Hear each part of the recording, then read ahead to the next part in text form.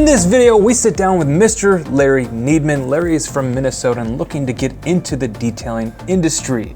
He contacted us. He's got some questions on how we run and operate Chicago Auto Pros, and he came down to the shop to visit us. It turned into a great conversation, so we want to share it with the world in hopes that it'll help some other people out there looking to get into the detailing industry.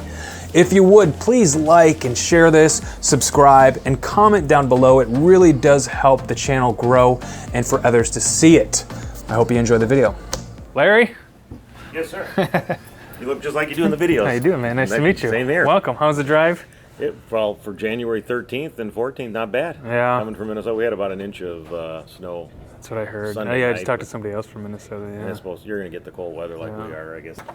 Greg, Larry, Meet Greg. him. Nice to meet you, buddy. Same How are here. you? Thank you. Yeah, I'm glad you came down. I really appreciate it. Hey, guys. Don't look at the camera, Greg. Oh, sorry. We pretend it's not here. This is the kitchen. Do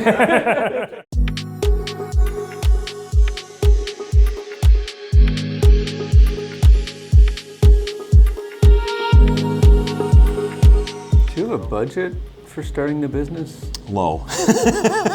You want to define that? Or Well, yeah. You don't have to tell me. No, well, the honest truth of it is I haven't got that point. I mean, one of the climb is I've got to put in a, kind of answer that question, what my first year budget would be, what I think my startup costs are going to be. And so that's part of this process, is to kind of learn what are the must-haves for equipment. You know, what tools do I need? Am I really starting this out of my garage? What are my limitations to starting out of my garage? Could I still, you know, detail a car and do the ceramic coating? You know, can you do clear bra by yourself? Is it a two-man job? You know, those are all. Do you plan on doing the work yourself? To start off with, yeah, I think so. Good. Or maybe permanently, yeah. Well, you need to get. It's hard to run a business when you're Yeah, I know. buried under a car.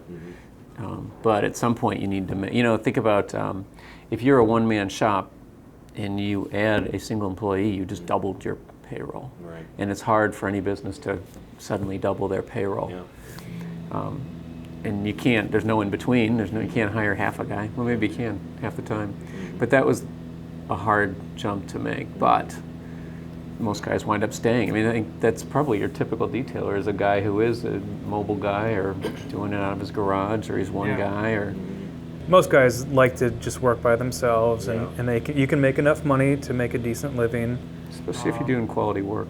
But the risk to that is what happens if you get hurt. You know, you're the one producing all the work, so. Right. And you're answering the phone and taking the photos and making the website. So that's the biggest risk that you got to think about if you're going to do it.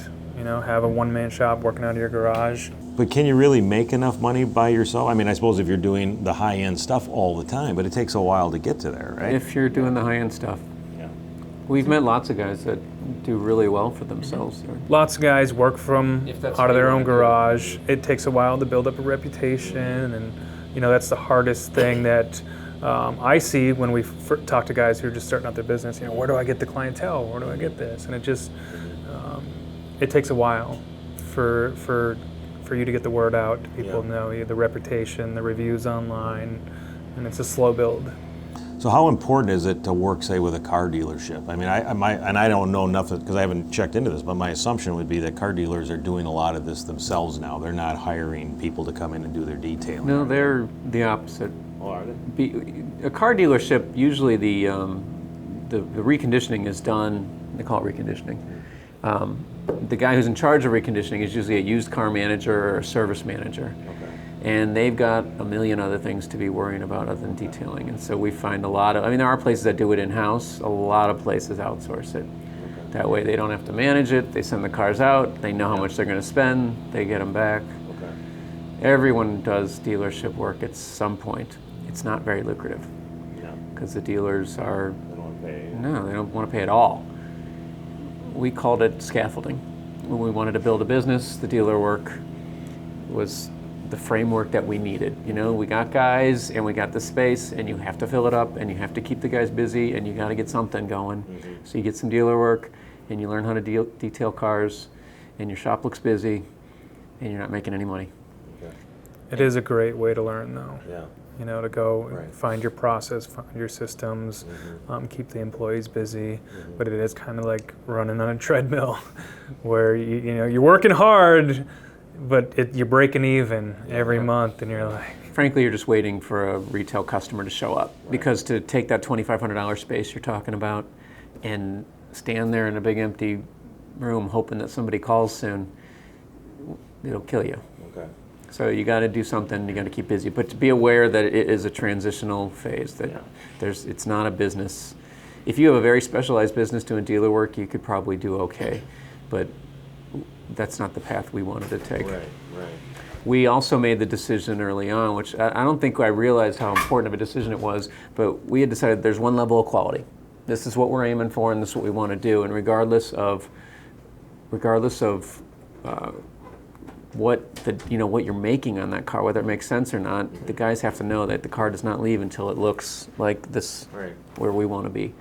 And that's good, because you can't ask them, oh, this is a customer car, do a good job on this one. Guys don't change gears. with dealerships too, they typically want the cheapest price and as fast as you can.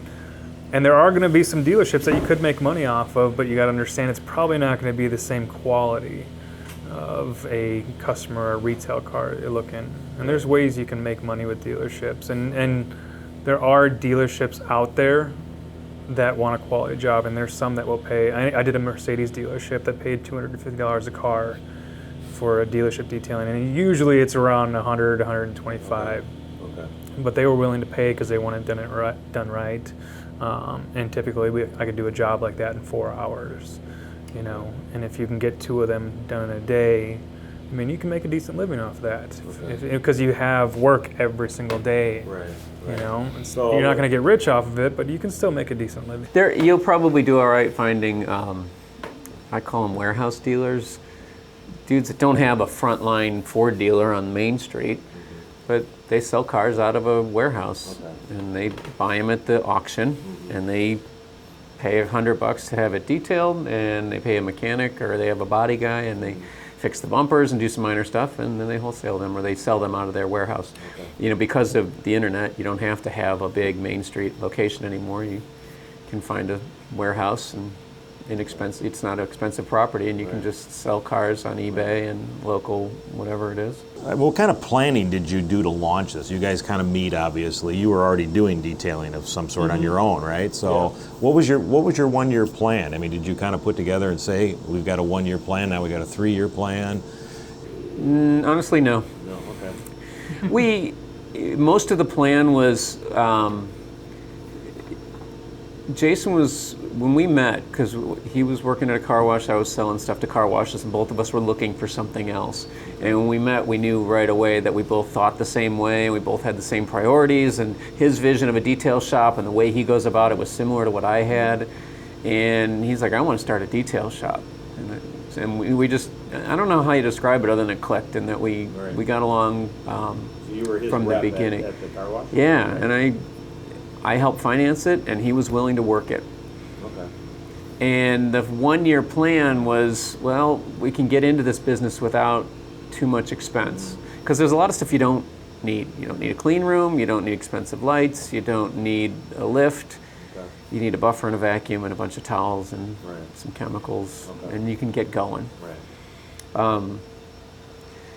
Our plan was, let's get it started and start measuring. How much does the chemicals cost per car? How much labor do we use per car?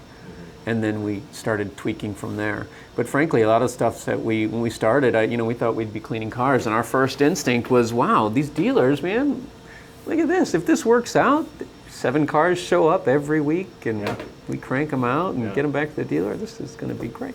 But we realized we can't make money that way. Right. But we just kept measuring. And then, Jason learned about other stuff. Hey, we should offer window tinting. Let's try these ceramic coatings out.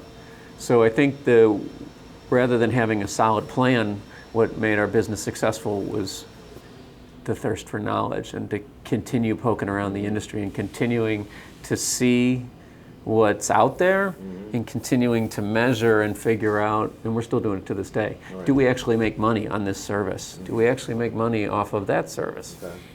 If we had to choose one, is one more lucrative? You mentioned paint protection film. Paint protection film is a great business, and we do a lot of it. it's hard to get into because it requires some specialized skills, and you won't get good at it unless you do it day in, day out. It's not something you can do once a week and figure out. It takes some dedication. The starting cost is, at minimum, you're buying a couple $1,000s worth of film that you're going to use. And I saw you had the plotter that kind of does was that kind of computerized? Cuts out the film, cuts out the patterns. How much? That's got to be an expensive. That's a $5,000 plotter plus a computer to run it. $6,000. Again, you're going to burn through some film. Figuring it out. Software is a couple $100s a month. Yeah, so oh, really? Okay. Yeah, and it's not productive at first. A lot of guys will outsource it, so when customers say, hey, I got a new car and I want a ceramic coating and I want paint protection film, the detailer would do the ceramic coating and he'll call a mobile paint protection film guy in his area who's willing to, and you just mark it up.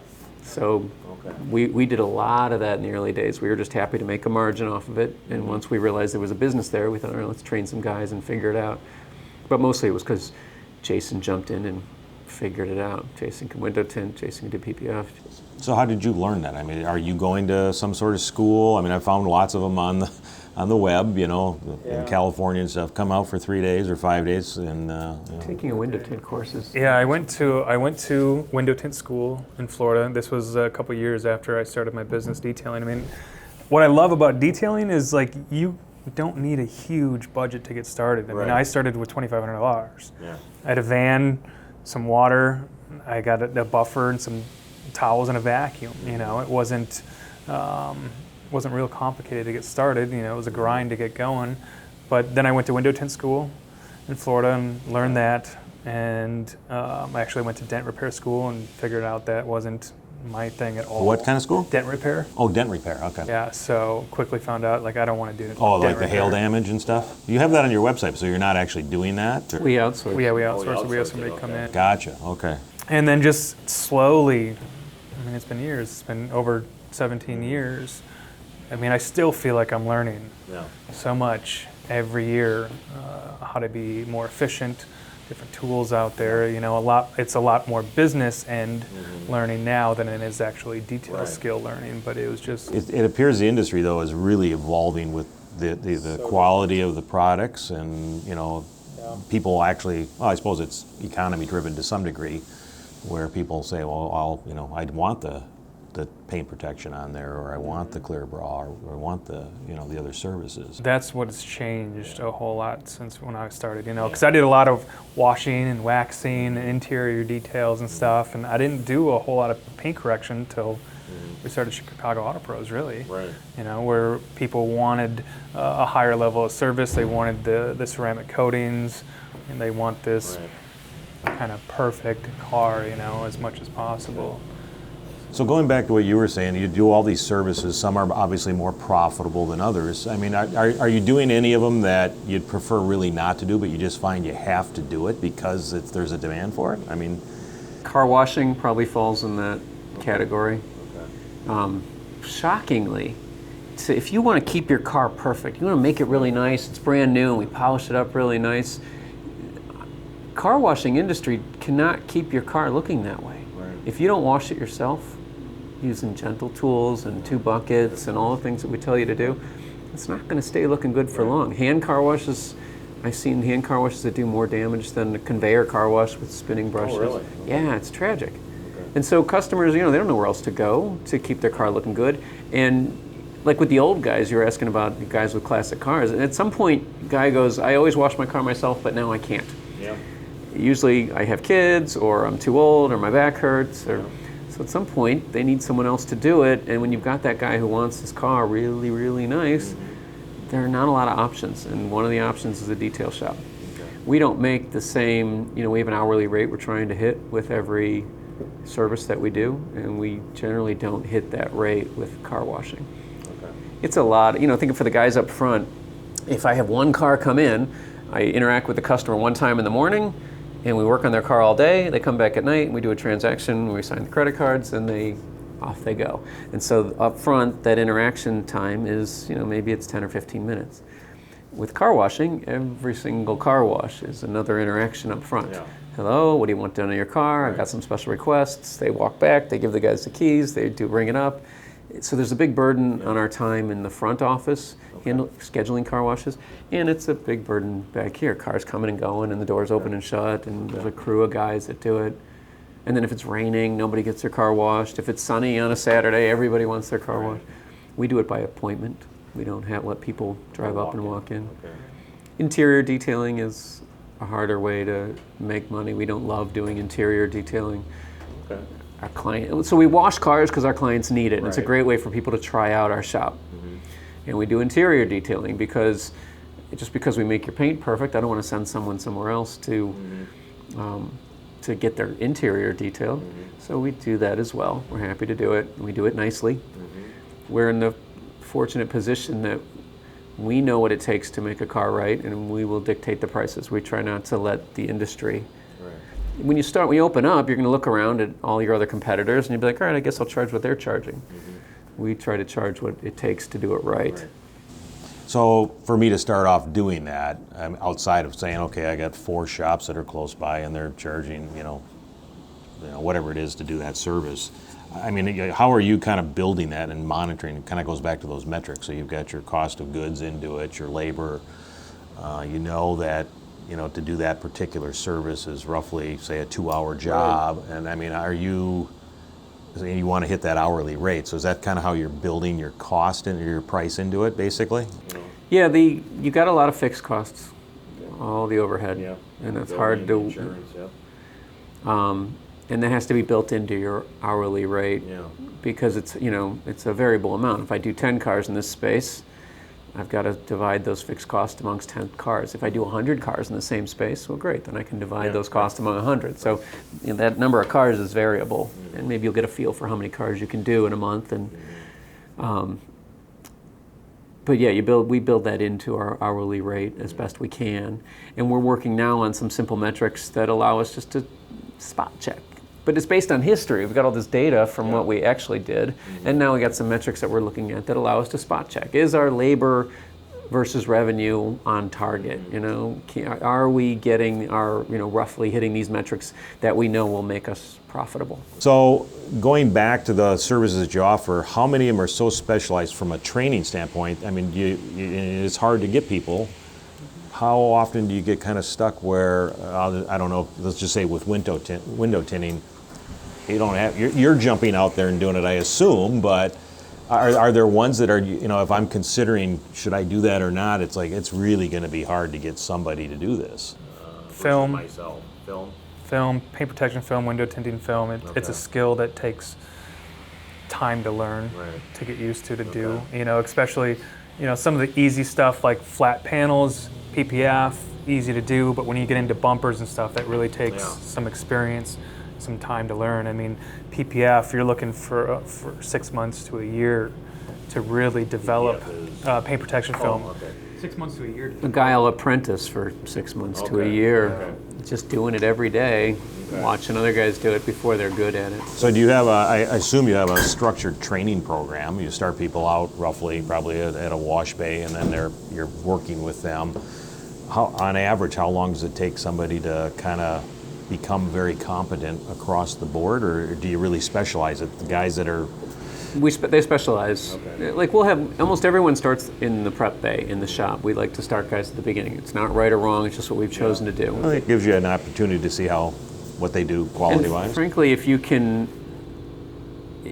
Washing a car is pretty routine, and it's the same thing over and over again. Here's how clean it has to be. Start with the wheels.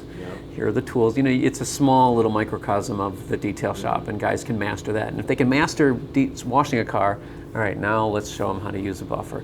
But that's kind of step one, is let's make sure the guys know what they're doing. And then a lot of the times, like just it happened recently here, is the guys in the PPF department poached a guy that they saw in the prep bay. They went, no, this guy's good, and we like him, and he seems to be interested in paint protection film. And so they brought him in, and now he's an apprentice there, and he's doing it every day, and he'll learn. We found a huge advantage was gaining the size so that we've got enough guys and some redundancy. Because for the longest time we had one PPF guy.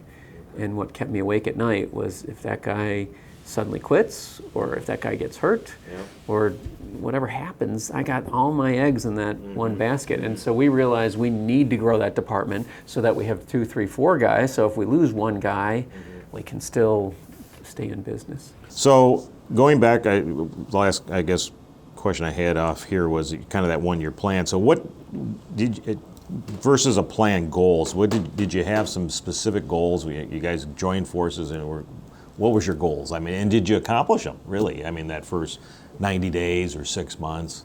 I think. Have we ever had any goals that we're like, we're going to try to do this? It's most of our goals are how big and how fast can we grow? You know, where can we get more work? And you know, that's when the videos came in, the marketing and everything. I'm like, well, how can I get as many people here as possible? And what can I do every single day to get as many people here? And we've always been careful not to prescribe solutions. Let's try it and measure it, see if it works. Okay. No, I don't think we're very good goal setters, and I think most businesses, I think that's our failing. It's not really causing problems, but I think most people that succeed or are very successful people do set ambitious goals and meet them. I think we've always been trying to figure it out, and we spend a lot more time looking backwards. Okay. I'm not suggesting you emulate that, because I don't think that's the secret to our success. But we didn't know what we were getting into, and then we're trying it. And we're always, right away, I think I was surprised. The fact that we outgrew, we go into this 2-bay shop and we sign a lease there, and within a couple months, we were done with that place. That surprised the hell out of me. Okay. Like, that was where I went, whoa, this guy just went out and kicked ass. I didn't know how many cars we could do a day. Jason knew. All right, so let's start measuring, figuring out. Okay. I remember there was a moment when we realized that we were doing cars for $80 for a local dealer, and that was what we had to do to get his business.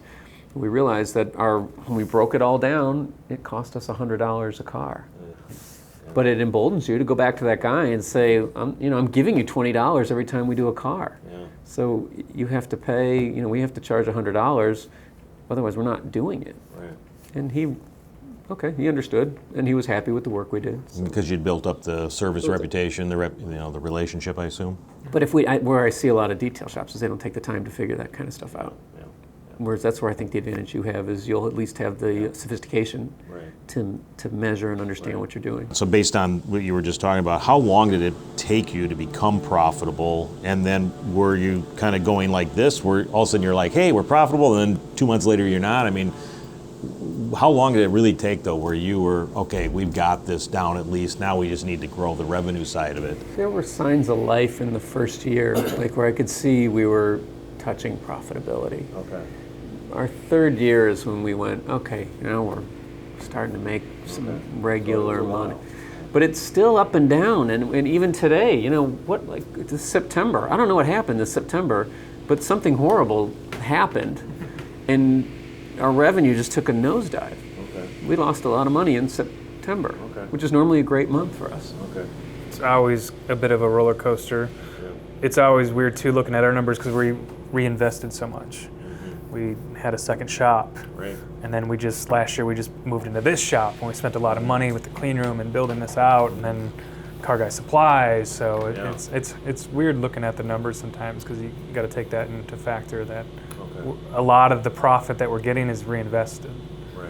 So it doesn't look like there's a whole lot of profit, but it's going into other areas. We call it feeding the fire. Yeah. And we're sitting in it, right? This looks good. It's easier to get business when you have a nice shop. Well, we talked a little bit about this, but I'm not even going to ask it because you said you can make it on your own at your house if you're good at it. Yeah, 100%. I mean, I started just mobile, and your expenses are so low, especially you don't have rent. If you're the one doing all the labor, you don't have the labor charges, the taxes, the insurance, and all that stuff that comes with that. You can definitely. Where do you get your business? That's the hard part. Yeah. And it's a certain type of guy will drive up to your house and drop off a car. Most guys want a shop that looks professional and has the right customer service. The type of guy who is willing to do that is a guy who wants good value. I know this guy is a master craftsman, and he just happens to be working out of his house. So I will forgive the fact that when I call, I get his answering machine. And I'll forgive the fact that he doesn't have a waiting room. But I know he loves my car and he takes good care of it. Yeah. So you have to figure out how to get that type of customer. Is there anything you would do differently If you were to start it today? I think I would have taken more time to write out the processes and the procedures that we do, because now we're going back and trying to write them. And they're always changing, they're always different. I mean, as you grow, taking the time, being a little more organized with that stuff. We're learning now how to, we tend to just try to, Jason and I just work hard every day, but there's a way you can apply your skills, and with the limited time that you have, what's the best use of your time? And one thing that we learned is the best use of Jason's time is not cleaning the next car. Now, hey, Jason's time is better used making another video, working on the marketing. My skills are better used planning out the business, trying to figure out how we run the business a little more efficient, run it better. So learning what your goal is and learning how to stay focused on that goal. Something I learned in sales, what are you going to do today? And a sales guy is very flexible, can do whatever he wants. What's going to make me money today? If you can stay focused, define your goal or what it is that you want and how to stay focused on that goal. So on the marketing side, obviously what you do is, from the old guy here that's never would have thought of that, I was just like, wow. Who is your target market? I mean, you're kind of doing that, but somebody like me probably would have never seen that had I not been researching the business. So do you find obviously there's a lot of word of mouth and you're getting a lot of bang out of it that way, but is it intentional to do it that way? I mean, are you doing any other traditional type marketing beyond that, or is that enough? A little bit. I mean, we've done everything. When we first started, we tried a lot of stuff. Okay. It was me just going out to different businesses and handing them business cards, whether it's body shop related or car automotive related or not. I mean, I would just walk into everywhere and be like, hey, we do detailing. Especially when I did mobile detailing, that was so easy. Because if I didn't have any cars to do, I'm driving around these office parks. I'd just go there and talk to anybody who wanted to talk about car washing. Hey, I wash cars. I wash and wax cars. I do this. I leave service menus all over the place as much as I could. That helped. We do a little bit of Google AdWords, very little, and we've just gotten into that actually. Obviously spend a lot of time on the videos and trying to educate people.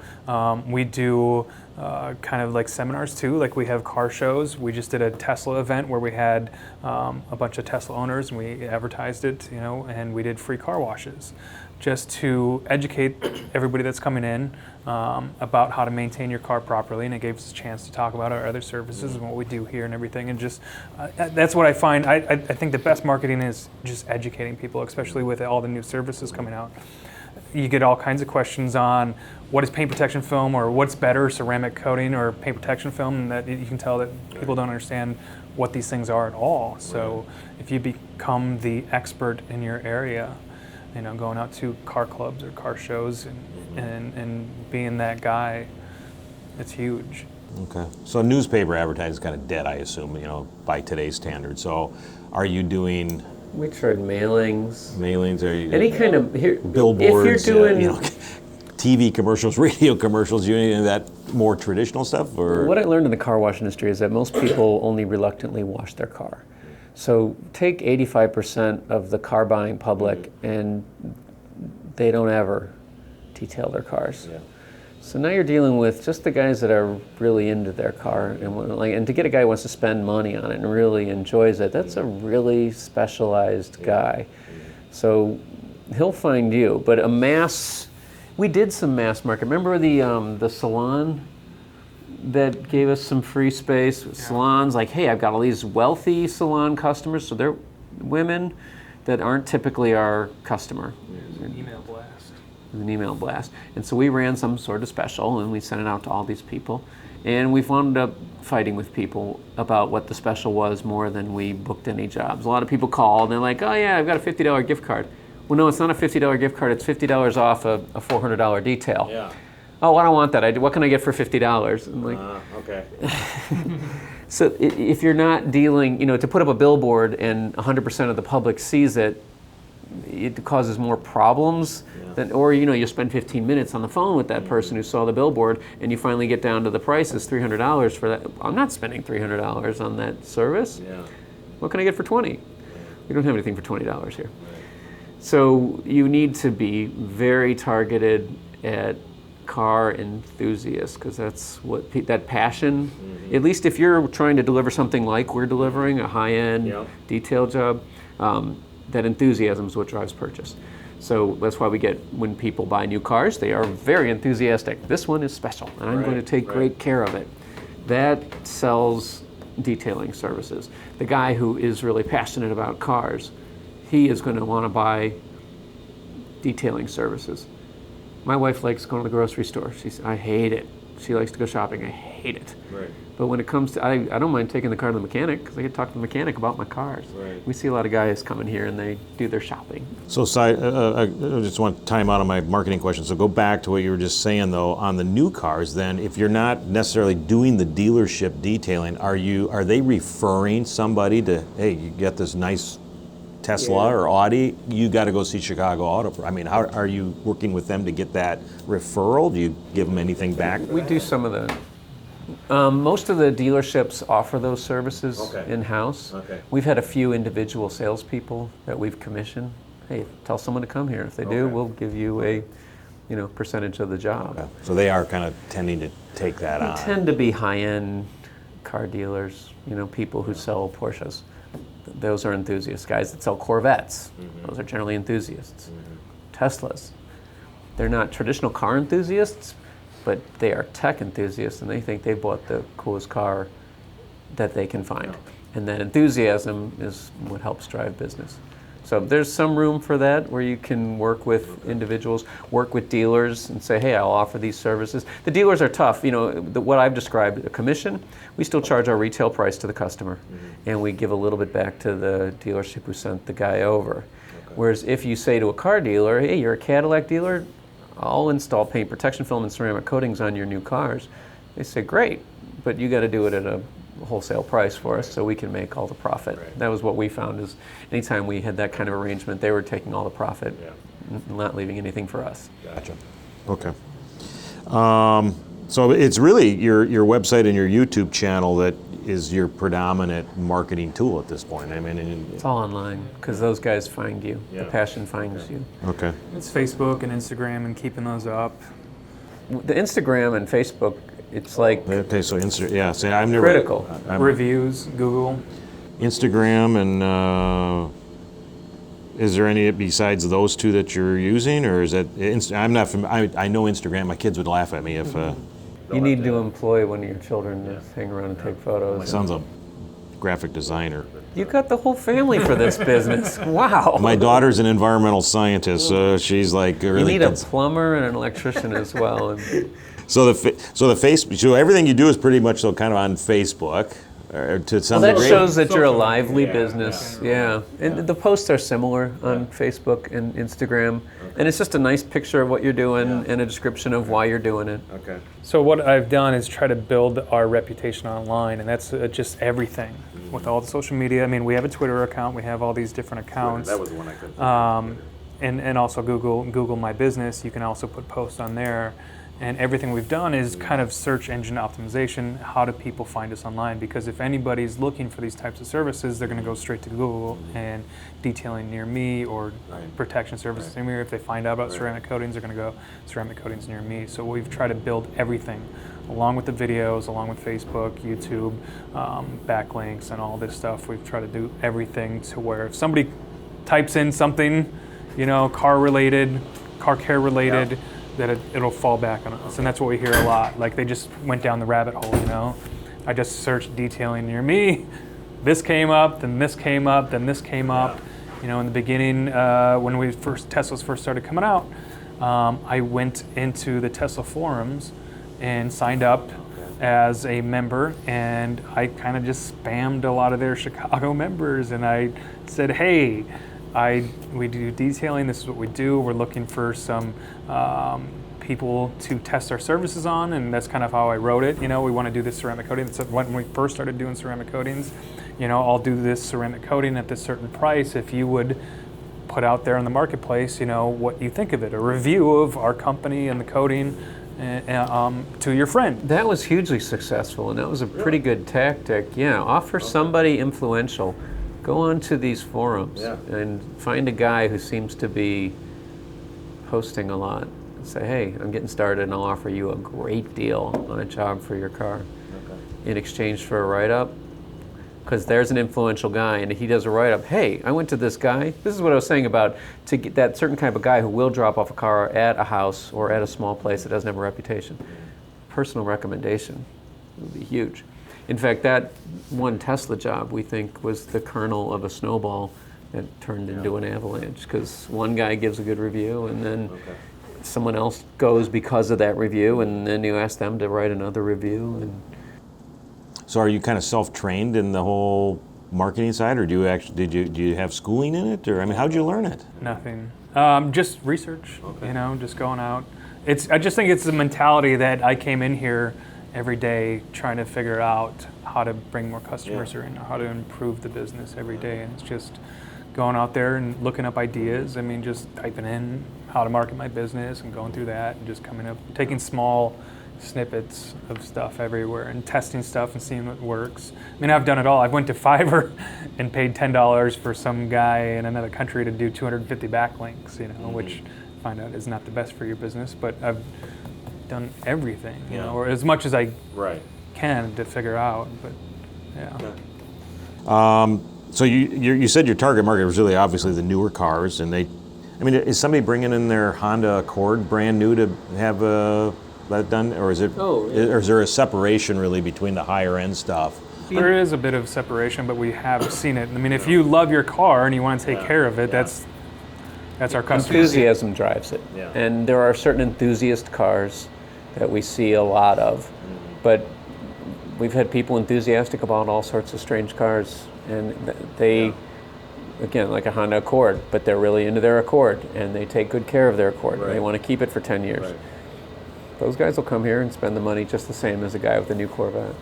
It just, being that you do all these more high-end cars, I'm guessing the Twin Cities has that, but I just don't see a lot of, Teslas driving around or Porsches, and a lot of it's probably because it's seasonal to some degree, but your metro areas here is so much larger, and I just wonder if that, how much that market's really there in the... It is. It's surprised. That was one of the most surprising things, is that we didn't set out to be a big shop. We just wanted to be a nice shop and do really high quality work, and we were surprised at how many people want that. And those cars that you don't see a lot are still out there, but they only get driven on Saturday mornings. Or they're collector cars that, I think we see that with detailers all over the country, even in our friend in Peoria. He has a real good business in Peoria, which you wouldn't expect to have any kind of cars like that. But he finds them, they find him.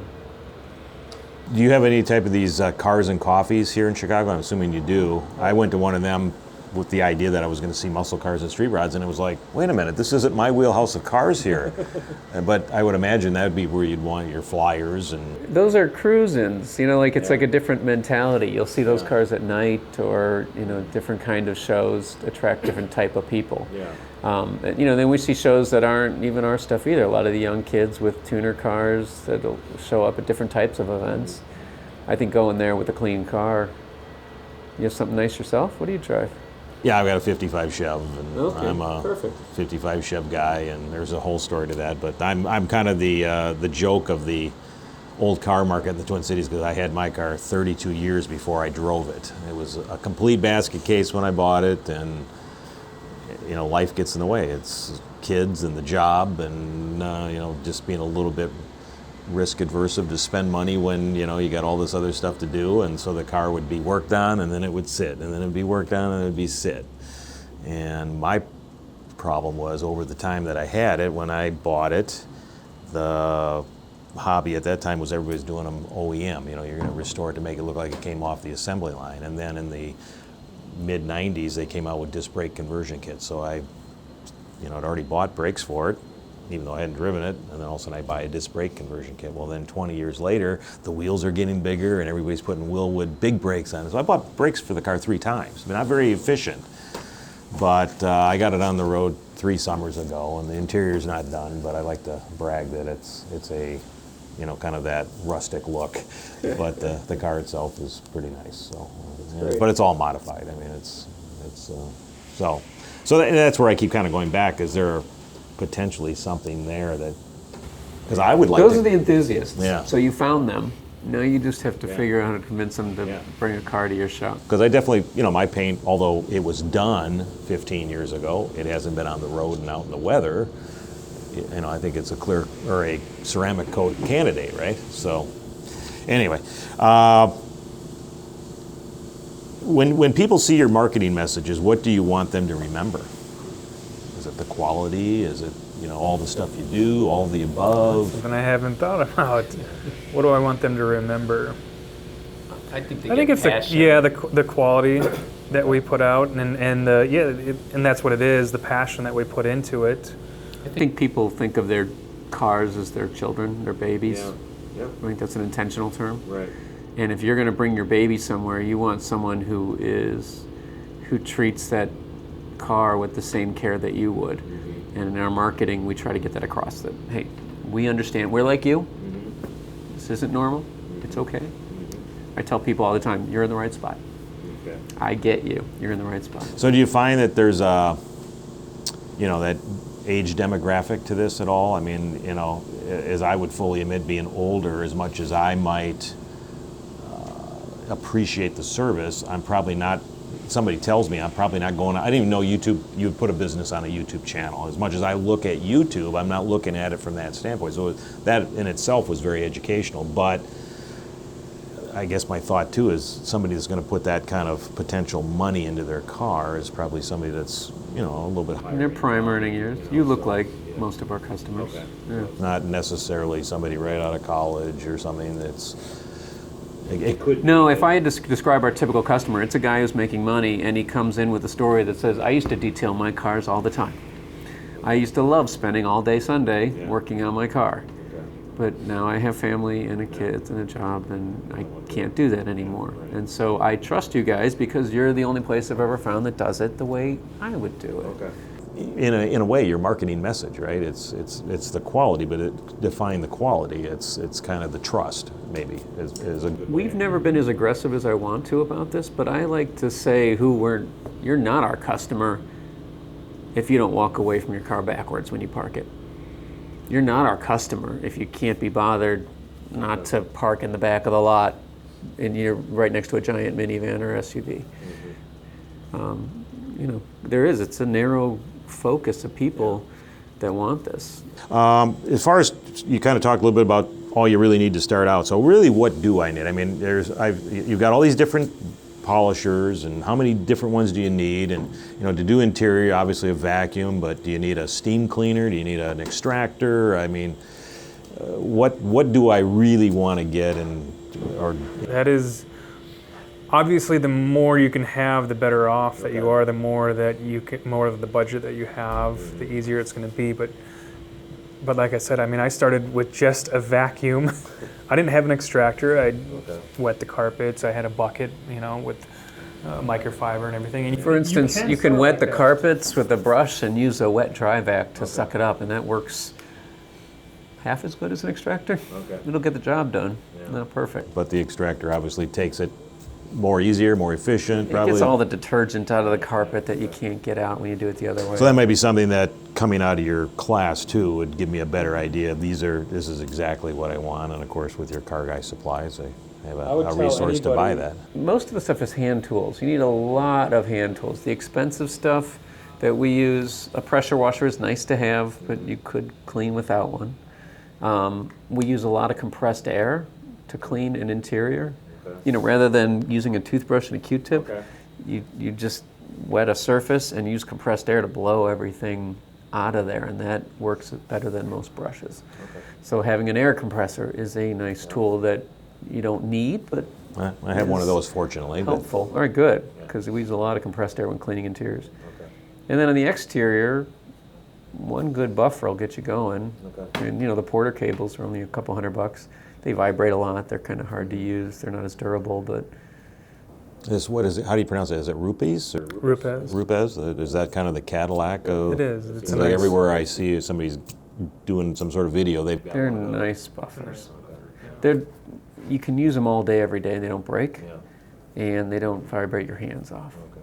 So they do a good job in less time. Okay. but they're easily double the price of the cheapest ones out there, which are okay, especially if you're not using them. But I mean, that's kind of it. So there's a lot of chemicals you need. There's a lot of hand tools you need, sponges, towels, brushes. But you don't have to go crazy. And we started up, our initial budget was $20,000. We went through it pretty quick, but that got us all the chemicals, all the products. You know, that was outfitting 2 bays worth of stuff. I'd tell anybody who wanted to start or get into this business, don't let the amount of money you have deter you. It's going to be nice if you can start with $20,000, $30,000, $40,000. It definitely is going to help. But if you want to get this business started, don't let that be a reason you don't get this started, because you can.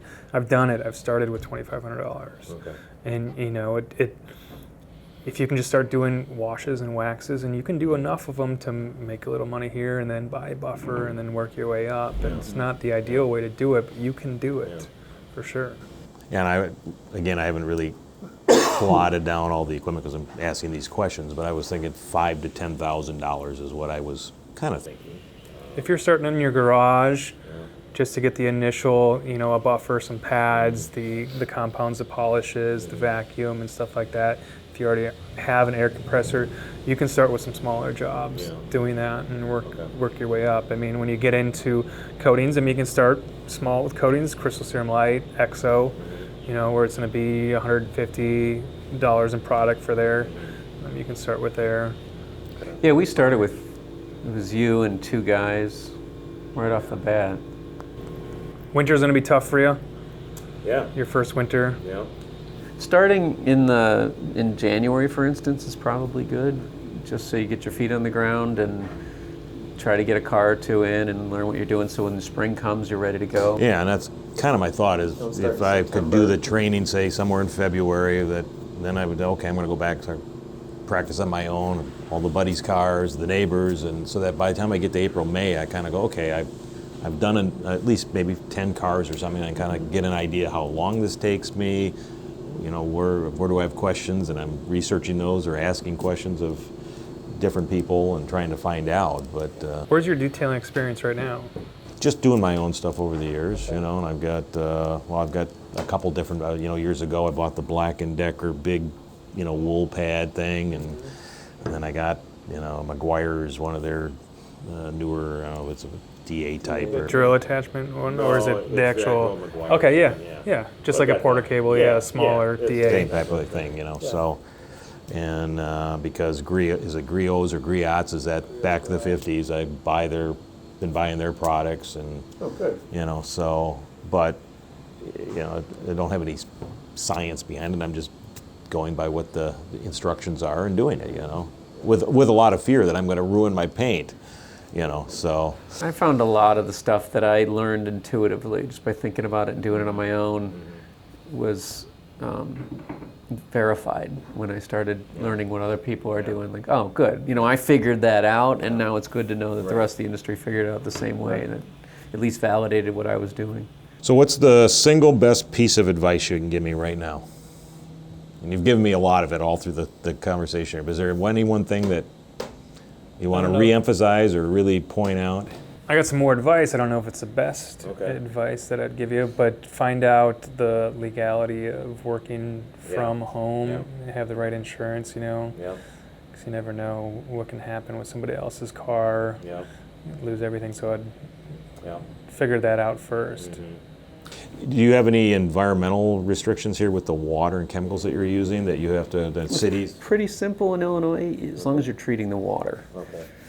You're not doing anything, we're not using any chemicals, and there's nothing that comes off a car that is seen as hazardous. Okay. If we were doing oil changes, you got to make sure you're taking care of that oil. Yeah. So mostly as long as there's a system on site that separates any oil and dirt from the water, so that then it goes into the sanitary sewer. So you actually had to add that when you moved into this building? Again, places will have it, but it's not very complicated. It's nothing you need to worry about. Yeah. Look, this business is this is based on hard work and passion. But if you were going to get a successful business off the ground, I think you need to scale quickly, and I think I would I'd dissuade you from trying to be the only guy doing it. Yeah. You know, get some employees and get going, because there are a lot of things that you'll be able to add to the business, especially given your experience, that you'll be able to add to the business that are not you hurting your back, bending over, working on a car all day. Unfortunately, you got to train the guys to do that. You got to know. I don't think we could be successful if the two of us didn't know how to detail cars. You know, and then the things that I know how to do, I know how to sell and I know how to do customer service, and that's what I bring to my guys out there. If I didn't know how to do those, I don't know if we'd have a good customer service team. Right. But you know, we just wanted to be professional, and if it's just like, wow, if we're just doing a better job and being more professional than half the shops out there, we'll succeed. Right. That's not real hard in the detail industry. Yeah. A lot of guys are doing really lousy work, and they're not professional at all. Right. Think of, you know, your typical detail guy is a guy who works at a detail shop and thinks, I can do this. Why am I making all this money for the boss? I'm going to go do my own business. Well, they don't know a lot about running a business, and they don't know how to be professional. They don't know what customer service means. Right. You have that advantage. Okay. Well, thank you very, very much. I really appreciate it. This is awesome that you would be that open with everything. So I don't think there are any secrets in this industry. yeah. There's no secret sauce to what we do. Right. It's dedication and hard work. Right. Okay.